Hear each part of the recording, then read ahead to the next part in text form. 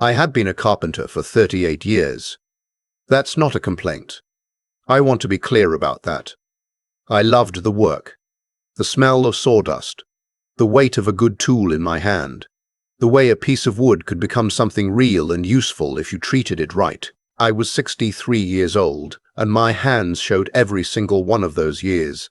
Rough palms, a scar across my left thumb from a table saw in 1987, knuckles that ached in the winter. But I wore all of it with pride.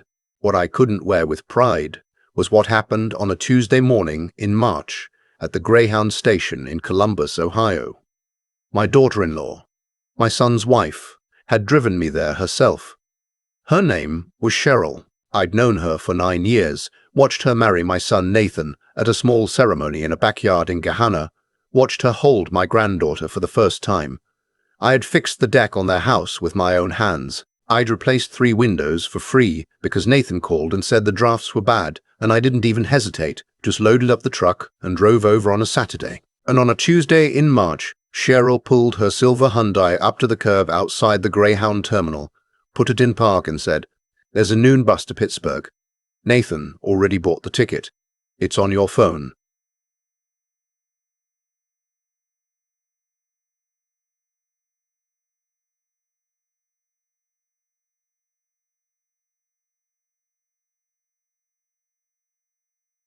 They had misheard her. I thought maybe I had misheard her. "I'm sorry." She didn't look at me. She was looking straight out the windshield, both hands still on the wheel.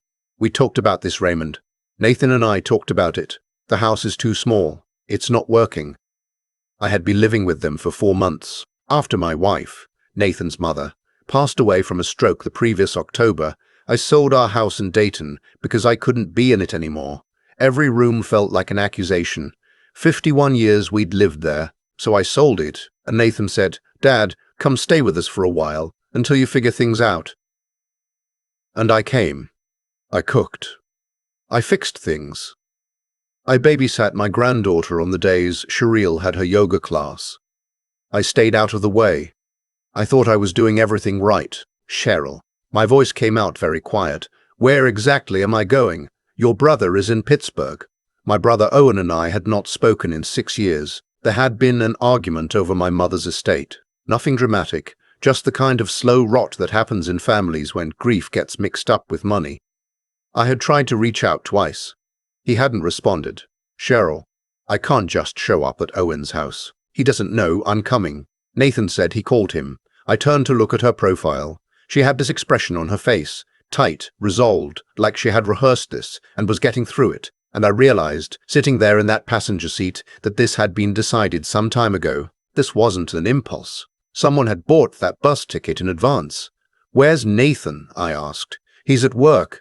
Of course he was. I got out of the car. I took my duffel bag and my toolbox. I always kept my duffel bag and my toolbox with me, old habit. And I stood on the curb. Cheryl pulled away without looking back. I watched the silver car disappear around the corner, and I stood there on that sidewalk in the thin March, cold, 63 years old, with a bus ticket I didn't ask for to a brother who probably didn't want me there. I didn't go inside right away. I just stood there. I'm not going to pretend I wasn't devastated. I was. Not the crying kind of devastated. I'd already done most of my crying in the fall, in the weeks after the funeral. This was a different feeling, quieter. Like something had settled in my chest and turned to stone. I thought about my wife. I thought about what she would say if she could see this. Probably something like, "Raymond, stop standing on the sidewalk and go figure out what comes next." She was always practical. That was the thing I missed most. Not her ability to make everything better, but her ability to make me stop standing still. I picked up my toolbox and walked toward the terminal entrance. There was a row of benches just outside, under the overhang. An older man was sitting at the far end of one, very still, both hands resting on a white cane that stood between his knees. He was well dressed, pressed slacks, a good wool overcoat, brown leather Oxfords that had been recently polished. His eyes were closed, or nearly so. He looked like he was listening to something only he could hear. I sat down 2 benches away. The bus wasn't for another hour and 40 minutes. I didn't want to go inside. A few minutes passed, maybe 10. You're not waiting for a bus. I looked over. The man hadn't moved. His eyes were still nearly closed. But he had spoken, clearly, directly, in a low voice that carried without effort. Excuse me. I said, you're not waiting for a bus. He tilted his head slightly in my direction. You sat down hard, dropped something heavy. And you haven't moved since. People waiting for buses check their phones, shift around, go inside to look at the departure board. You haven't done any of that. I stared at him. That's pretty observant. When you can't see, you notice other things. He said it simply, without self-pity. I'm Elliot. Elliot Marsh. Raymond, I said. Raymond Cole. He nodded like he was filing that away. What happened, Raymond? I don't know why I told him. Maybe because he was a stranger. Maybe because he was blind, and there was something about that. About talking to someone who couldn't look at you with pity. That made it easier. Maybe I was just tired of carrying it alone for the last 10 minutes. I told him about Nathan, about Cheryl, about the silver Hyundai pulling away. I didn't make it dramatic. I just said it plainly, the way you describe something that happened. When I finished, Elliot Marsh was quiet for a moment. Then he said, How long ago did you lose your wife? 5 months. And you sold the house? Yes, so right now, he said, you have no home, and you're being sent to a brother you haven't spoken to in 6 years. That's about right. He nodded slowly. I need to ask you a favor, Raymond. It's going to sound strange. Go ahead. My driver is coming in about 15 minutes. I live about 40 minutes from here, out near Worthington. I would like you to ride with me.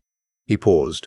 I'll explain why on the way, but I need you to do something first. When the car pulls up, I need you to greet my driver as though you've ridden with me before.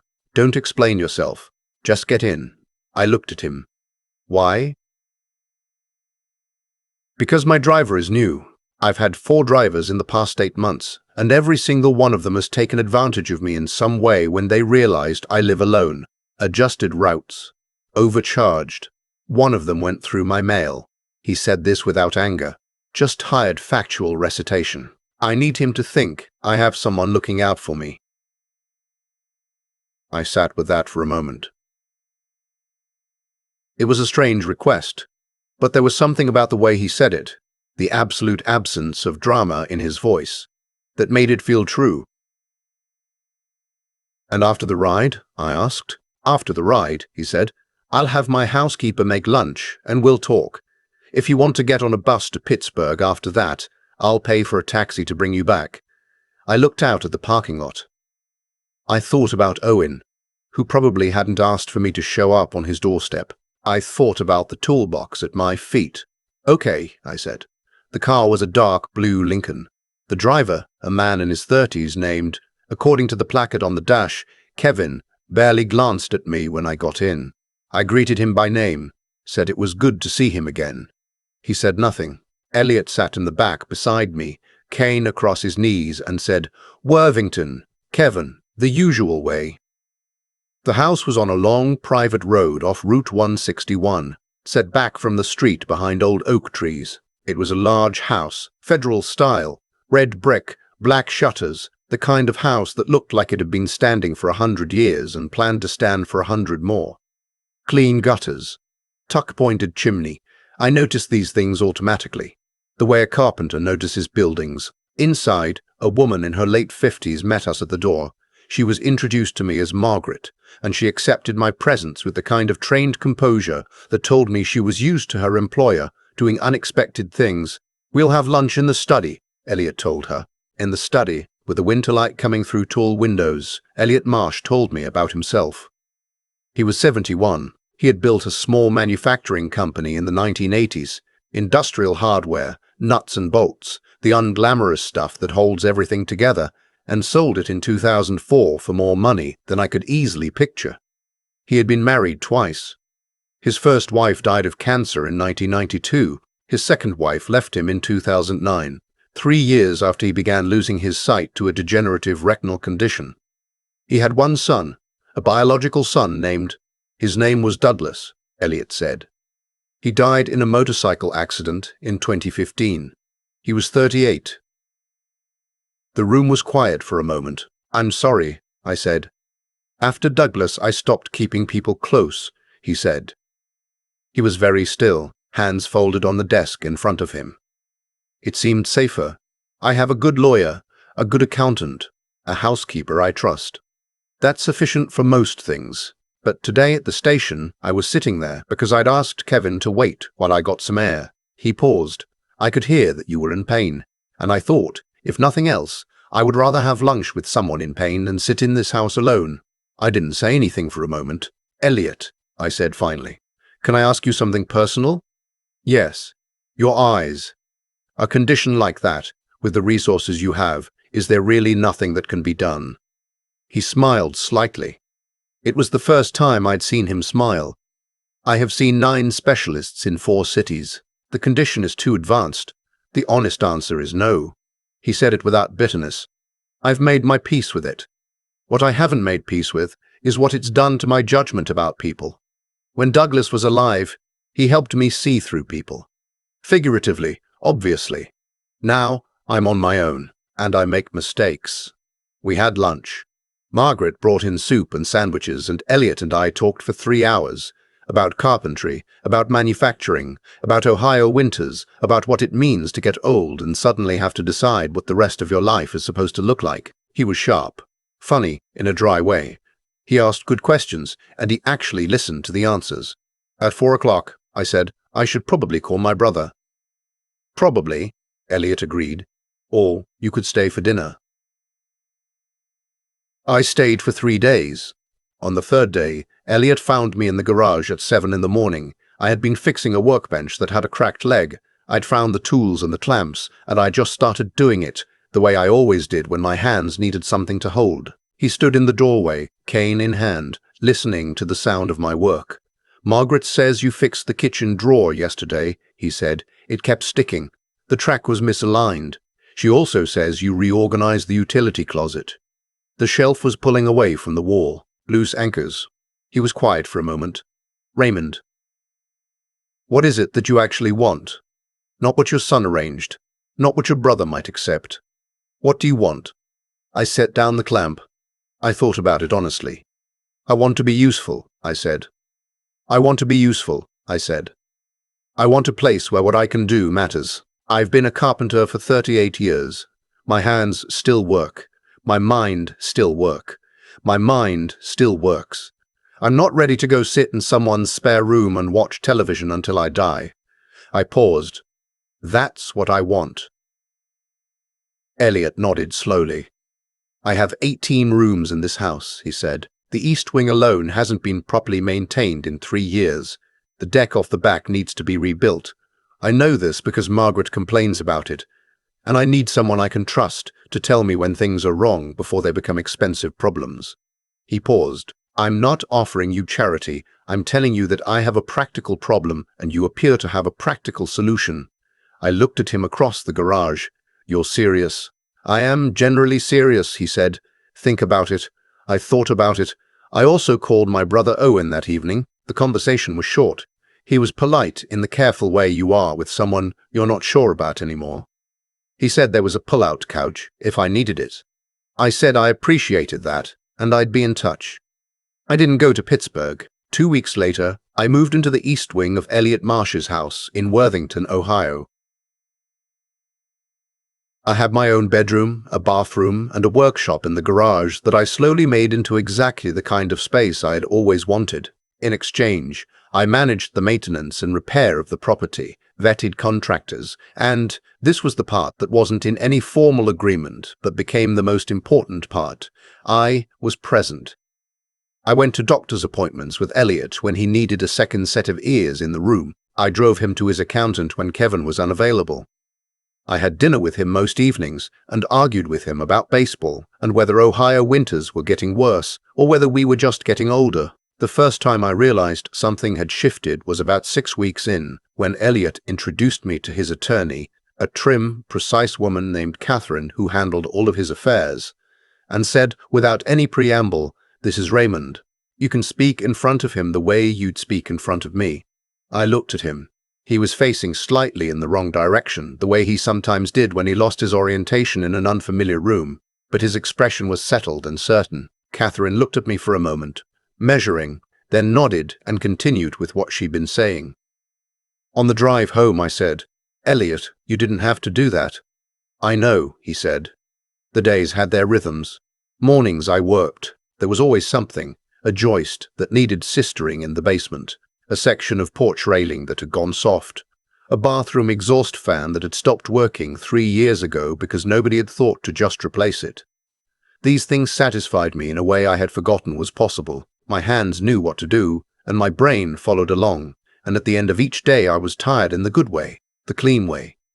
Margaret and I developed a careful friendship. She had worked for Elliot for 11 years and was deeply protective of him in the quiet, professional way that the best household employees are. She watched me for the first month and a half with the patience of someone who has seen people come and go and knows the difference between those who stay and those who don't. One morning she put a cup of coffee in front of me and said, without looking up from the dishes, "He slept better last week than he has in years. I want you to know that." I didn't say anything, but I heard it. Elliot's birthday was in June. He turned 72. Margaret made a cake, and the attorney, Catherine, came over, and Elliot's accountant, a quiet man from Dublin named Declan, and we had dinner at the long table in the dining room. At some point in the evening, after the cake, Elliot said, "I want to say something." He wasn't talking to the room particularly. He was just talking, in that direct way of his, into the middle distance. 14 months ago, he said, I genuinely did not expect to enjoy the next 14 months. I had everything that money can organize and nothing that it can't. I want everyone at this table to understand that that has changed. He paused.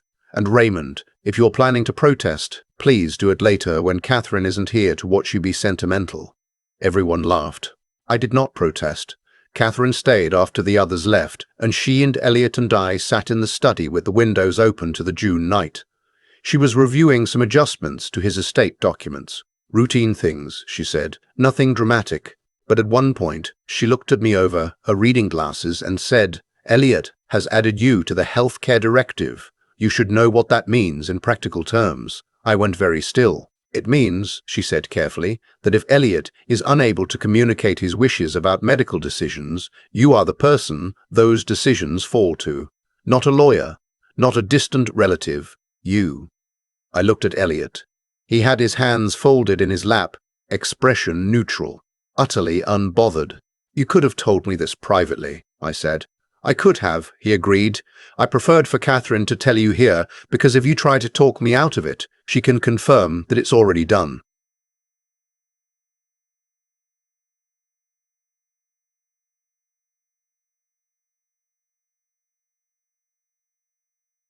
That was September. Nathan called in October. I hadn't spoken to my son in 7 months, not since the morning Cheryl dropped me at the Greyhound station, and I watched the silver car pull away. He left 2 voicemails in April that I didn't return, not out of spite, but because I didn't yet know what to say. Then there was a text in July that just read, "Hey Dad, hope you're well." I wrote back, "Doing fine, talk soon." In October, he called and I picked up. He sounded nervous. He talked around things for a few minutes. How was I doing? Where was I? The weather had been nice. Then he said, "I heard you're living with someone out in Worthington." "Yes, someone named Elliot Marsh." I waited. "Dad." He paused. I looked him up. "I know who he is." "Okay. I want you to know that Cheryl and we talked, and we think, if you wanted to come back, we could make it work. We were thinking about the garage. We could convert the space, make a proper room." "Nathan," I said. He went quiet. 7 months ago," I said, keeping my voice even. "Your wife drove me to a bus station. You were at work. You didn't call me that day. You didn't call me that next day. I wasn't angry. I was surprised to find that I genuinely wasn't. I don't want to hold that over you. You're my son and I love you. But I have a life here, a real one. I'm not leaving it to sleep in a converted garage." Silence. I want to make sure someone isn't taking advantage of you," he said, very quietly. "Nathan," I said, "the only person who ever put me in a position where someone could find me alone on a bench outside a bus station was you. I let that settle. I'll come for Thanksgiving if you want me there, but I'm coming from Worthington." He said okay. Cheryl called 3 days later. Her call lasted about 4 minutes. She said she understood if I was upset. She wanted me to know there were no hard feelings. They both hoped I was happy. She did not apologize. I didn't expect her to. I told her I'd see them at Thanksgiving. The winter came. I rebuilt the deck off the back of the house from scratch. Treated lumber, new ledger board, stainless steel hardware that would outlast both Elliot and me. Elliot came out in the cold sometimes and sat in the Adirondack chair I'd set up near the house wrap, just to be outside. He said he liked the sound of the saw, said it was a purposeful sound. I told him that was the most things cost money thing I'd ever heard someone say about a circular saw, and he told me I was right, and he didn't care. One afternoon in January, he said, I want to formalize something. We were in the study. He had a mug of coffee and I had one, and the afternoon light was low and grey through the windows. Formalize what? I said. I'd spoken with Catherine. I'd like to set up a trust that ensures this house remains available to you for as long as you want it, regardless of what happens to me. He held up a hand before I could speak. I'm not doing this because I think anything is imminent. I'm doing it because I spent 20 years making money and 10 years giving it to lawyers to protect. And the one thing I've learned is that the time to set things right is before there's a crisis, not during one. I sat with that. Elliot, I said finally, I'm not looking for an inheritance. I know you're not. That's exactly why I trust you with one. He reached over to the edge of the desk and picked up a framed photograph. He held it out toward me, and I understood he wasn't really showing it to me. He was holding it the way you hold something that matters to you, when you want someone else to understand why. It was a young man on a motorcycle. Mid-30s, laughing at the camera, one hand raised. Strong resemblance to the man across the desk from me. Douglas would have liked you, Elliot said. He liked people who did things with their hands and didn't apologize for it. I didn't say anything for a moment. The afternoon was quiet. I'm not Douglas, I said. No, Elliot agreed. You're Raymond. That's sufficient. I stayed. I'm still here. It's been 2 years now since that Tuesday morning in March when I sat down on a bench outside a bus terminal with a duffel bag and a toolbox, and no clear idea of what was supposed to come next. My hands still ache in the cold. The scar on my thumb is still there. I still think about my wife most mornings. Not with grief anymore, mostly, but with the kind of gratitude that comes when you realize how well someone prepared you for a life they didn't know they were preparing you for. Nathan and his family came for Thanksgiving and Christmas, and they'll come again this year. My granddaughter is 4 now, and she calls Elliot the man with the stick, with no self-consciousness whatsoever, and Elliot finds this genuinely amusing. Owen and I have started writing letters, real letters, on paper. His handwriting is terrible. It's a start.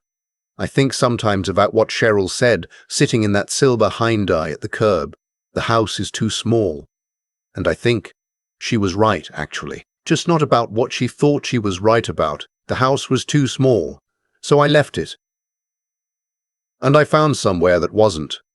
I have not figured out how to explain to people what Elliot and I are to each other, not father and son. That feels like something you can't manufacture, and I wouldn't insult Douglas's memory by claiming it. Not employer and employee. That hasn't been true for a long time, if it ever was.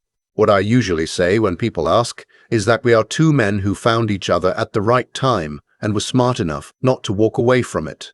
Elliot says that's too long. He says the word is family. I'm starting to think he's right. I've had a lot of time to sit with what happened.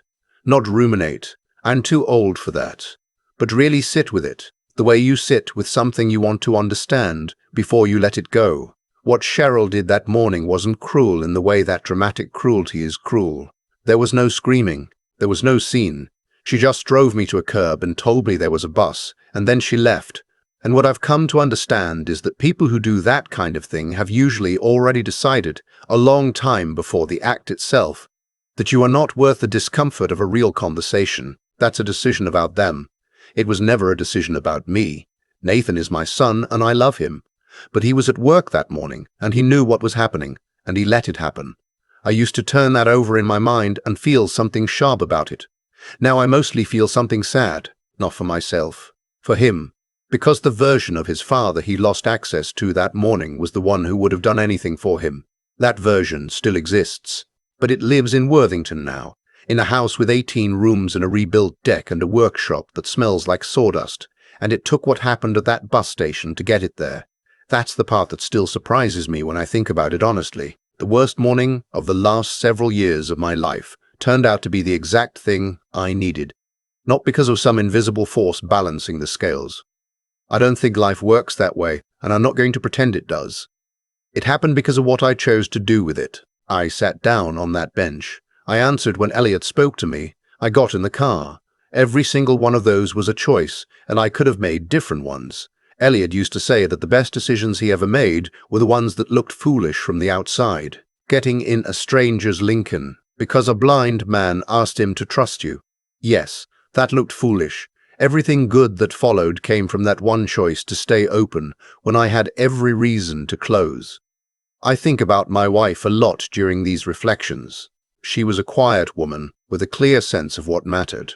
She never wasted time performing strength. She just had it, the way some people do, as a baseline.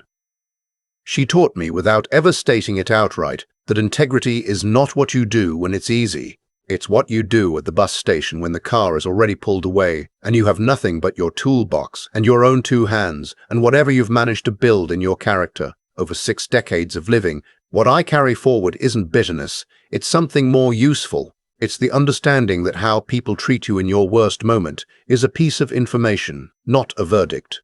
Nathan and Cheryl told me something about where they were that morning. Elliot told me something about who he was within 10 minutes of meeting me. I just had to be present enough and humble enough to hear both. 63 years old and I'm still learning. I think that's the point. The day you stop being willing to learn from what happens to you is the day you actually become old. And I'm not there yet. I've still got decks to build,